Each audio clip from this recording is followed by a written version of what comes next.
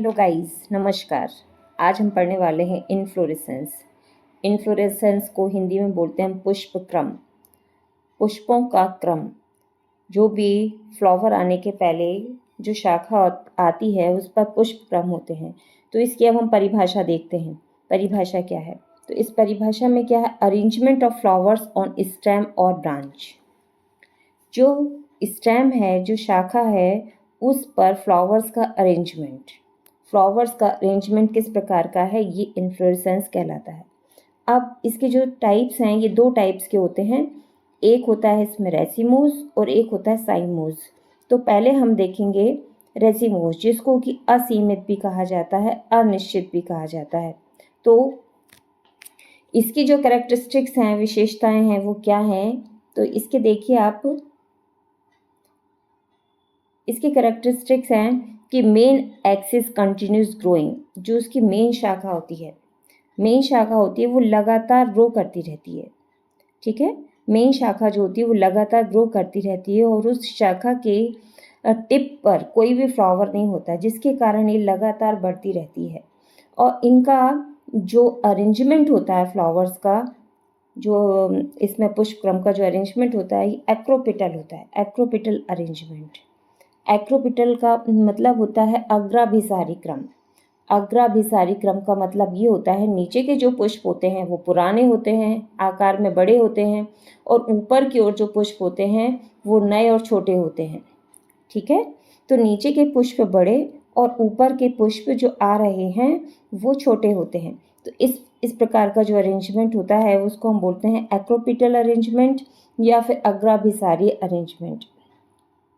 इसके बाद नेक्स्ट है कि इसके टाइप्स कितने हैं। जो रेसिमोज है उसके टाइप्स कितने हैं? तो टाइप्स में आ जाता है कि रेसिम, रेसिम मस्टर्ड, इस तरह का जो रेसिम है ये मस्टर्ड में या रेडिश में, सरसों में या गाजर में इस तरह का ये पाया जाता है। और रेसिम में क्या होता है कि इसके जो पुष्पक्रम है, नीचे नीचे बड़े फूल आते हैं, ऊपर छोटे फूल आते हैं और एक ब्रांच जैसी बन जाती है, जिसमें कि बड़े फूल नीचे हैं और छोटे फूल ऊपर की ओर आ है। ऑल्टरनेट वेज में ये आते हैं।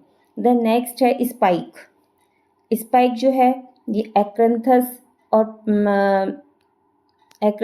प्लांटेगो में है। तो इस प्रकार का जो होता है, स्पाइक में सिजाइल फ्लावर्स होते हैं, जिसमें कि उसमें ब्रंथ नहीं पाया जाता है, पिट्योल नहीं पाया जाता है, और ये स्पाइक कहलाता है। ठीक है, इसके बाद फिर नेक्स्ट आता है लट जीरा, या इसको एक्रेंथस भी बोला जाता है, इसका जो ये एग्जाम्पल दिया है। और उसके बाद आता है कैटकिन, कैटकिन या मलबरी, कैटकिन या मलबरी इसका उदाहरण है। देन नेक्स्ट है इसमें स्पैडिक्स। स्पैडिक्स में ये होता है कि जो भी इसमें एक मासल, थोड़ा फ्लैशी टाइप का सिसाइल रहता है, एक स्ट्रक्चर जो मासल और मोटा अक्ष जो होता है वो स्पाइक कहलाता है, जिसमें कोई भी ब्रंथ नहीं रहता और एक वो कलर्ड सहपत्र या ब्रैक्ट से ढका रहता है। इसका उदाहरण जैसे केला और अरबी में इसी प्रकार का स्पैडिक्स नामक इन्फ्लोरेसेंस पाया जाता है। ठीक, फिर नेक्स्ट है इसमें कॉरिम्ब। कॉरिम्ब जो है वो भी रेसिमोस का एक प्रकार है, जिसमें कि इसका जो पुष्पी अक्ष होता है वो छोटा होता है। ठीक है, इसका पुष्पी अक्ष जो छोटा है और नीचे के जो पुष्पीय ग्रंथ है वो लंबे होते हैं, ऊपर वाले जो ग्रंथ हैं वो छोटे होते हैं, लेकिन एक ही लेवल पर आ जाते हैं वो। ठीक है, और इस तरह से उनका एक ही, नीचे के बड़े और ऊपर के छोटे, और एक ही लेवल पर आने के बाद में वो एक तरह से एक जैसा छत जैसा दिखाई देता है। तो इस तरह से ये कैंडी टफ्ट या फिर कैंडी टफ्ट नामक पौधे में ये पाया जाता है। ठीक है, इसका जैसे कि मैं इसका उदाहरण आपको बताऊं तो मान लीजिए कि ये एक है यहाँ पर, तो ये सब के सब इस तरह से दिखाई देते हैं ये, और यहाँ पर फ्लावर लगा रहता है। ठीक है, फिर इसके बाद अम्बेल। अम्बेल का बहुत अच्छा उदाहरण है धनिया। धनिया, धनिया में क्या देखा हमने, जैसे कि अभी मैं कॉरिम में देखा था कि एक ही लेवल पर आ जाते हैं, तो यहाँ पर बहुत सारी शाखाओं में और ये गुच्छे में दिखाई देते हैं। अम्बेल, छत्र के समान संरचना, छत्र के समान संरचना दिखाई देती है, तो ये अम्बेल हो गया। फिर कैपिटुलम हेड, ये सनफ्लावर में, जैसे कि सनफ्लावर में हम कैसे देखते हैं कि मान लीजिए कि यहाँ पर एक ये रिसेप्टिकल टाइप का बना हुआ है और इस पे ये संरचना है, और यहाँ पर फिर सिसाइल फ्लावर्स पाए जा रहे हैं, सिसाइल फ्लावर्स पाए जा रहे हैं, बहुत सारे फूल पाए जा रहे हैं। तो इस प्रकार का ये जो है, ये क्या कहलाता है, कैपिटुलम हेड, ये वाला भाग इसका हेड है और इस पर ये बहुत सारे फ्लावर्स यहाँ पर होते हैं, तो ये कहलाता है कैपिटुलम। कैपिटुलम सनफ्लावर है, मैरीगोल्ड में भी होता है। मैरीगोल्ड में भी हम देखते हैं कि एक जो फूल है उसमें बाहर की तरफ बड़े फूल आते हैं और बाहर की तरफ से अंदर की तरफ आते आते अंदर के खिलते हैं फिर फूल, तो ये भी इसी का उदाहरण हो गया। ठीक है। पेनिकल जो है वो रेसिम का ही एक टाइप है जो कि नीम और ओट में पाया जाता है। तो ये हो गया। इसके बाद हम आते हैं साइमोज। साइमोज जो दूसरा प्रकार है साइमोज, तो साइमोज में आपको बोला था पहले वाले में क्या था कि उसमें उसकी टिप पर कोई भी फ्लावर नहीं था, जिसके कारण वो लगातार बढ़ रही थी। लेकिन इस वाले जो ससीमाक्षी पुष्पक्रम है जिसको कहते हैं सीमित, तो इस प्रकार के पुष्पक्रम में क्या है, पुष्पीय अक्ष की वृद्धि लगातार होती रहती है। नहीं सॉरी, इसकी जो वृद्धि है उसके शीर्ष पर पुष्प के बनने से रुक जाती है। जबकि हमने रेसिमोज में देखा था कि उसमें लगातार वृद्धि हो रही थी क्योंकि उसकी टिप पर कोई भी फ्लावर नहीं था। ठीक है। तो इसमें ये इसके जो कैरेक्टरिस्टिक्स आपको बताएं कि मेन एक्सिस जो है वो एंड्स इन ए फ्लावर, इसके मेन एक्सिस पे एक फ्लावर होता है जिसके कारण इसकी जो वृद्धि है वो वहीं रुक जाती है, और इसका जो अरेंजमेंट है वो बैसिपिटल अरेंजमेंट जो है इसमें उल्टा रहता है रेसिमोस का। यहाँ पर ओल्ड जो हैं वो ऊपर रहते हैं, उसमें नीचे रहते थे। इसमें ओल्ड जो हैं पुराने फ्लावर्स जो हैं वो ऊपर रहते हैं और नीचे छोटे वाले रहते हैं। तो इस तरह से इसके कैरेक्टरिस्टिक्स हो जाते हैं। अब इसके जो टाइप्स हैं वो मोनोकैशियल, इसमें जो इसके टाइप्स हैं, इसका पहला है मोनोकैशियल या यूनिपैरस, एक शाखी अथवा एकल शाखी। मोनो का मतलब होता है एक। तो इस प्रकार के पुष्पम में जो पुष्पी अक्ष है उसके सिरे पर एक पुष्प बन जाता है। ठीक है। उसके सिरे पर क्या बनता है, एक पुष्प बन जाता है, और उस पुष्प के बनने के बाद उसके नीचे से एक लैटरल शाखा निकलती है, ब्रांच निकलती है, और उसके भी एक शीर्ष पर एक पुष्प बन जाता है, फिर उसके बाद एंड हो जाता है। इस प्रकार से ये क्रम जो चलता रहता है। ठीक है। लेकिन डाइकैशियल में क्या है, जैसे कि मान लीजिए कि यहाँ पर एक शाखा है और यहाँ पे एक फूल बन गया। ठीक है। अब इसके नीचे से एक शाखा निकलेगी, यहाँ पर भी एक फ्लावर हो जाएगा, फिर इसके नीचे से एक शाखा निकलेगी, यहाँ पे एक फूल हो जाएगा। तो यहाँ पर जो है मोनोकैशियल है ये। ठीक। डाइकैशियल में क्या हो रहा है कि देखिए यहाँ पर डाइकैशियल में क्या है कि यहाँ पर एक फ्लावर बना और इसके नीचे से फिर दो ब्रांचेस निकल रही हैं, डाई मतलब दो, फिर इसके सिरे पर भी एक एक फ्लावर है। तो ये हो गया, और इसी तरह से इसका क्रम जो है वो चलता रहता है। तो ये हो गया डाइकैशियल। और पॉलीकैशियल में क्या हो रहा है, दो से अधिक ब्रांचेस निकल रही हैं। ठीक है। इसमें मोनो में एक थी, डाइकैशियल में दो थी, और इसमें बहुत सारी ब्रांचेस निकल रही हैं। तो इस तरह से इसके टाइप्स हो जाते हैं। अब इसके जो की पॉइंट्स हैं एक बार याद कर लेते हैं। अम्बेल जो है बहुत इंपॉर्टेंट है, जो कि बहुत आते हैं। अम्बेल जो एक छत्र के समान संरचना पाई जाती है वो कोरिएंडर या धनिया में। कैपिटुलम जो होता है, कैपिटुलम को मुंडक भी कहते हैं हिंदी में, मुंडक, तो ये सनफ्लावर में होता है। ठीक है। सनफ्लावर, सूर्यमुखी। स्पैडिक्स जो होता है, स्पैडिक्स केला या अरबी में होता है, और रेसिन जो है वो मस्टर्ड में होता है। तो इस तरह से ये इन्फ्लोरेसेंस का जो हमारा चैप्टर है वो ख़त्म हो जाता है। अब हम आगे बढ़ते हैं गाइज। हेलो गाइज, अब पुष्पक्रम के बाद पुष्प की संरचना हम और समझ लेते हैं, जिससे कि हमें आगे समझने में आसानी होगी। तो अब देखिए यहाँ पर बीच में आपको क्या दिखाई दे रहा है, ये बीच में यहाँ पर पुष्प। ठीक है। पुष्प में आप देखिए चार भाग होते हैं। ठीक है। एक होता है सबसे बाहर जो दिखाई देता है हमको, वो होता है दलपुंज। कौन सा होता है, दलपुंज, जिसको हम कैलेक्स कहते हैं, और वो कली की रक्षा करता है। दूसरा होता है इसमें पंखुड़ी, जिसको हम बोलते हैं कोरोला। ठीक है। और ये आकर्षण पैदा करता है जिससे कि उसमें कीट आए और परागण की क्रिया हो। उसके बाद आता है नर भाग, नर भाग होता है पुंकेसर एंड्रोशियम, जिसमें कि एक परागकोश होता है, ये परागकोश है और इसमें यहाँ पर तंतु इसको सहारा दे रहा है, तो इसमें परागण उत्पन्न होते हैं। यही परागण जो हैं यहाँ से उड़कर कहाँ जाते हैं, इधर पर, ठीक है। और ये है अंडप या गाइनेशियम, मादा जनन अंग। ये मादा जनन अंग जो आपको यहाँ दिखाई दे रहा है, इसके 3 भाग होते हैं।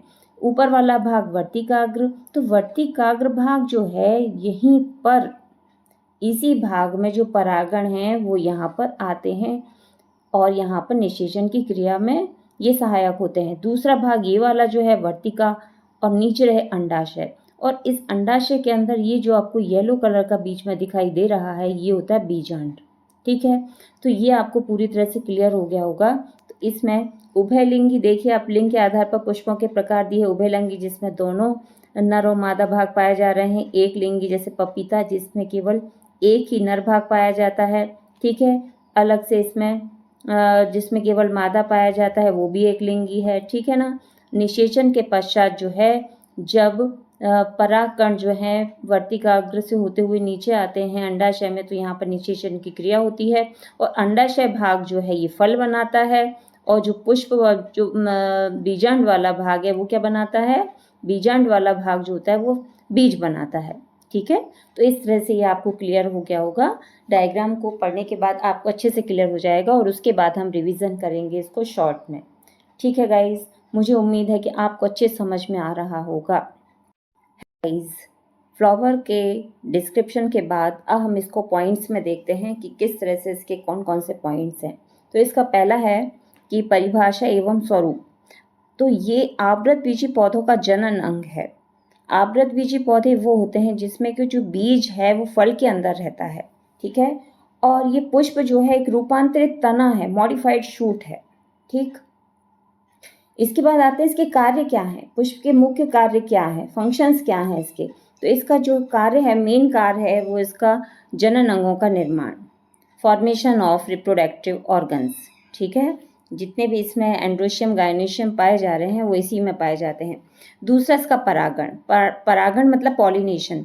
पॉलिनेशन कौन सी क्रिया है जिसमें कि जो परागकण हैं वो स्टिग्मा पर जाते हैं, मतलब उनका स्थानांतरण होता है, उनका ट्रांसफ़र होता है। कहाँ से कहाँ, परागकोश से परागकणों का जो स्थानांतरण है वो स्टिग्मा पर होता है, वहाँ पे फर्टिलाइजेशन होता है। तो इस प्रकार से ये पॉलिनेशन शो करते हैं। निषेचन की क्रिया होती है, जब उसका ट्रांसफ़र होता है पॉलन ग्रेन्स का, तो स्टिग्मा पर जाकर उसका निषेचन होता है, ठीक है। और फिर निषेचन के पश्चात इसमें फल और बीज का निर्माण होता है। तो इसके मुख्य कार्य हो गए। अब इसके वर्ड्स कौन, इसके पार्ट्स कौन कौन से हैं, पुष्प के जो 4 भाग हैं वो कौन कौन से हैं। तो जैसे कि आपने अभी देखा था, पुष्प में अभी देखा था कि दलपुंज कैलेक्स, जो ग्रीन कलर का पार्ट होता है उसको हम बोलते हैं दलपुंज कैलेक्स, ठीक है। और इसमें देखेंगे हम कि इसमें किससे बनता है दलपुंज, ये जो पुंज है पूरा एक सर्कल है वो बनता है सेपल से, बाह्य दलों से। तो इससे इसका फॉर्मेशन होता है और उसका जो फंक्शन है, जो कार्य है, वो है कली की रक्षा करना। जो कली है उसके बाहर आपने देखा होगा कि हरे रंग से वो ढका हुआ रहती है कली, तो ये कली की रक्षा करता है। फिर दूसरा भाग है इसका पंखुड़ी, पंखुड़ी पुंज, कोरोला, ठीक है। तो उसका जो, जिससे कि जब फूल खिल जाता है तो जो हरा भाग है इसका कैलेक्स वाला वो नीचे की ओर हो जाता है, और ये पंखुड़ी वाला भाग, तो ये पंखुड़ी पेटल से निर्मित होता है। और ये सुगंध एवं आकर्षण द्वारा,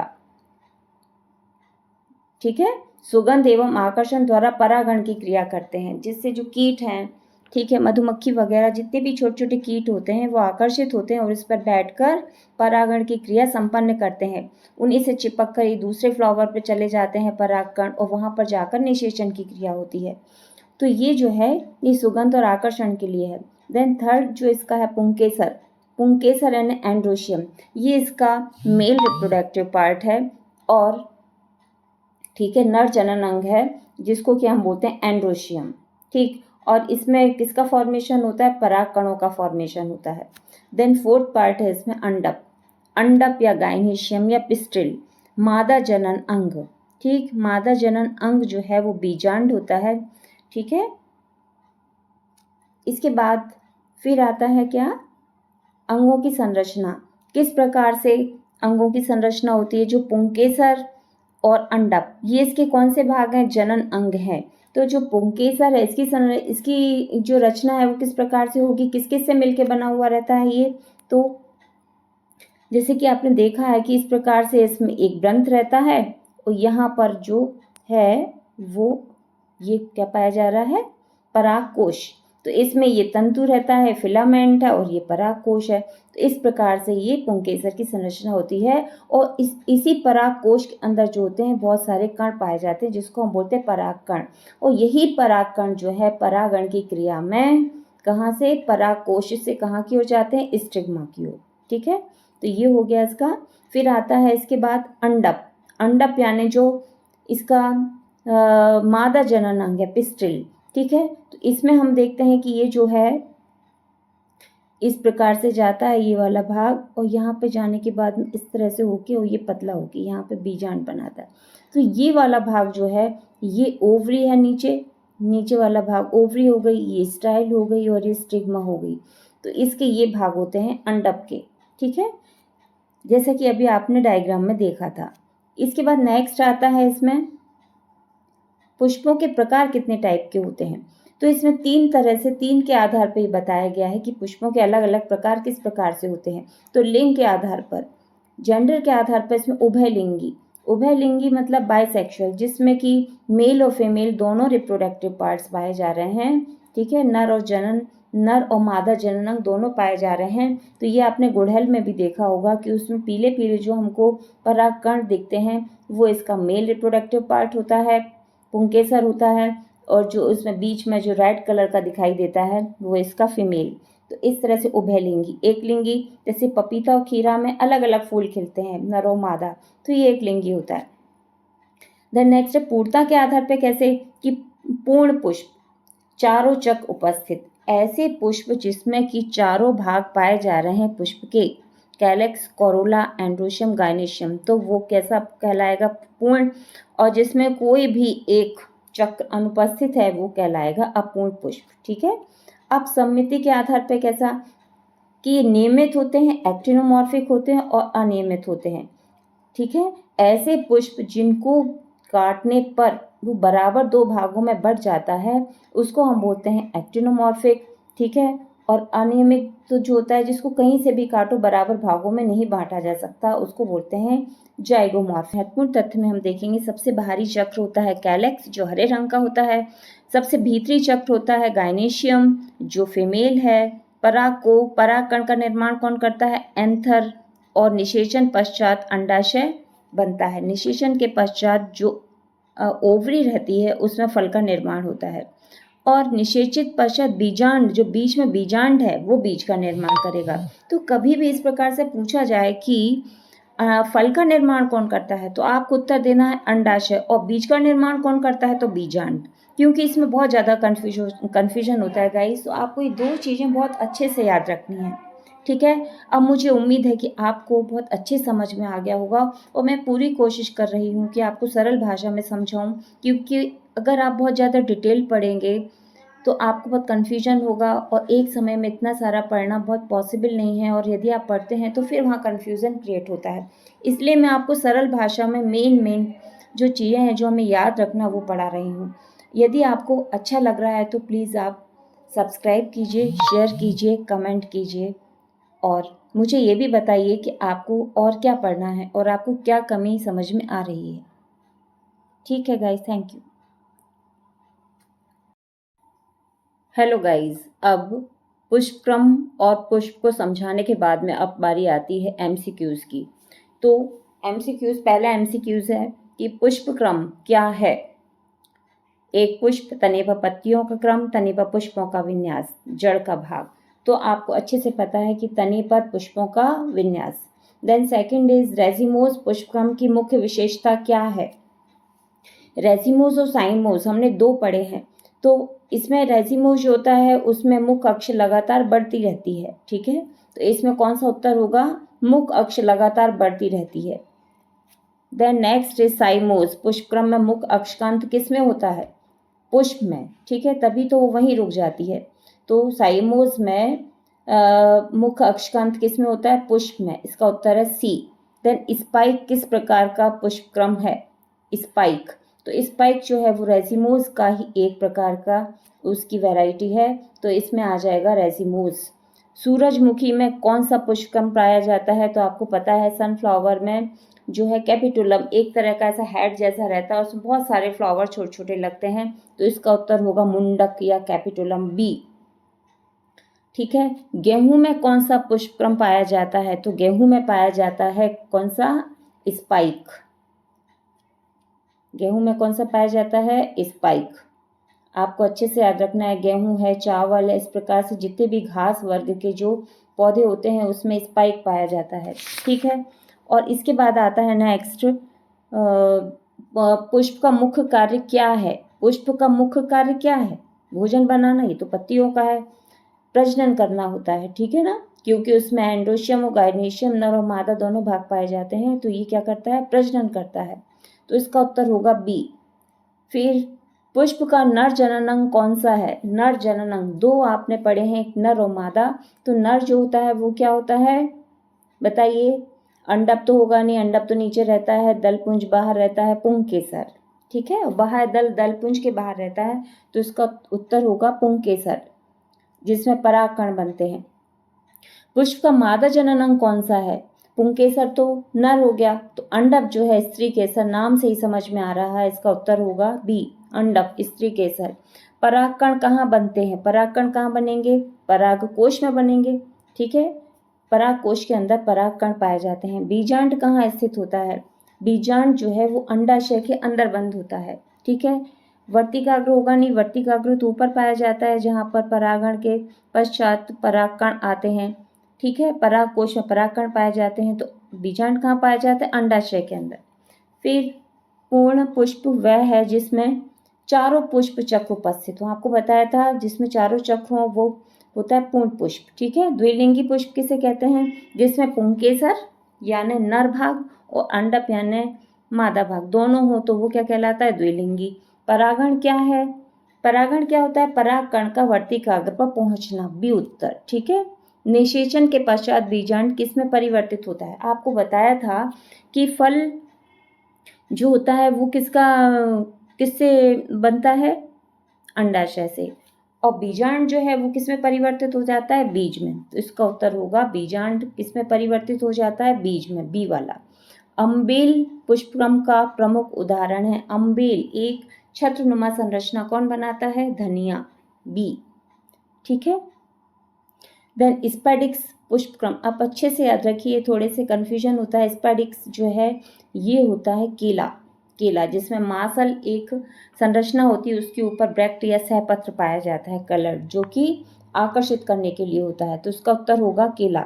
पुष्प का रंगीन एवं आकर्षक भाग कौन सा होता है? रंगीन, आपको जितनी भी पंखुड़ियां हम देखते हैं फूलों में, वो क्या होता है? दलपुंज, पंखुड़ियां, तो इसका उत्तर होगा बी। और बाह्य दल का मुख्य भाग क्या है? बाह्य दल का पुष्प की कली की रक्षा करना, जो हरा भाग होता है ना वो पूरा कवर हो जाता है, कली उसके अंदर बंद हो जाती है, तो इसका बी होगा उत्तर। पुंकेसर के दो मुख्य भाग कौन से होते हैं? तंतु और परागकोश। ठीक है, स्त्री केसर का कौन सा भाग परागकण ग्रहण करता है? तो वर्तिकाग्र।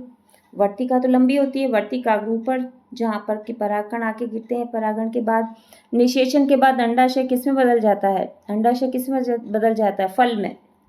एक लिंगी पुष्प में क्या होता है? एक लिंगी में केवल एक ही प्रकार का जननांग पाया जाता है। अपूर्ण पुष्प किसे कहते हैं? अपूर्ण पुष्प किसे कहते हैं? जिसमें चारों पुष्प चक्र हों, नहीं, एक या अधिक पुष्प चक्र अनुपस्थित हों, उसको हम बोलते हैं अपूर्ण पुष्प। ठीक है, और पुष्पक्रम का मुख्य लाभ क्या है? अधिक परागण एवं बीज निर्माण में सहायता। तो इस तरह से आपने देखा गाइस कि हमने कितने आसानी से इतने जो टिपिकल चैप्टर्स थे पुष्प और पुष्पक्रम, हमने आसानी से इसको पढ़ लिया है, और आपके एग्ज़ाम के हिसाब से हमारा पूरा कंप्लीट हो गया है। तो प्लीज़ आप सब्सक्राइब कीजिए, बेल आइकन को दबाइए और शेयर कीजिए और कमेंट कीजिए। धन्यवाद।